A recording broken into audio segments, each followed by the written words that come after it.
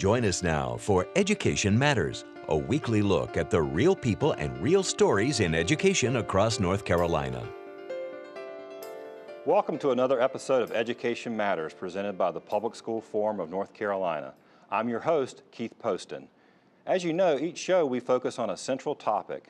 This week, it's school finances across North Carolina.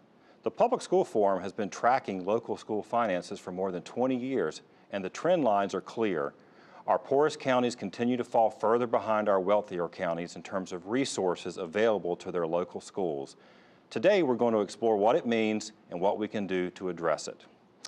Before we tackle each show's main topic, we open with a segment we call EdLines, a quick scan of education headlines across North Carolina and the U.S. The state released its annual turnover report for North Carolina teachers this week, and at first glance, it sounded like great news. The rate for North Carolina teachers leaving their current jobs, which had reached 14.8% last year, was down to just above 9% this past year. But if that sounds too good to be true, it is. The state, at the request of various stakeholders, including the governor's office and the General Assembly, requested changes to this year's report to no longer count teachers who left to teach in another school, whether it was a traditional school or a charter school. If you calculate based on the historical formula, the turnover rate was 13.4%, not 9%. The report did show that just over 800 teachers left to teach in another state this past year. Those were counted. After 3 difficult weeks following the historic flooding from Hurricane Matthew, all Robeson County students returned to school on Monday. It was the last school system to resume classes. In addition to damage to school buildings, Robeson County had to overcome transportation issues. Even this week, more than 80 roads in that county are still damaged, and shelters are still open and serving food to families. The water at 9 schools in Robeson County was not usable until last week. We're going to take a closer look at how the hurricane affected our public schools next week and the heroic job our school leaders did to get them ready for students.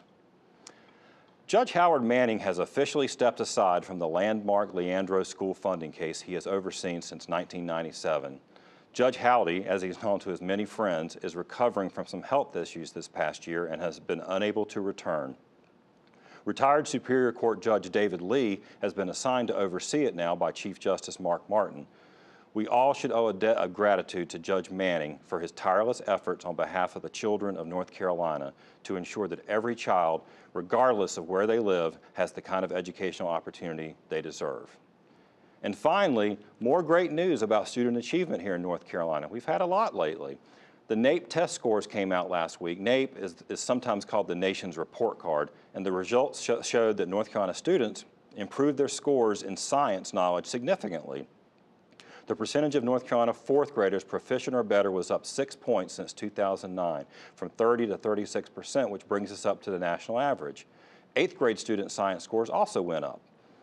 Remember, every week you can visit the Public School Forum's website at ncforum.org, click Education Matters, and read more about each of these EdLines, as well as other topics we cover each week.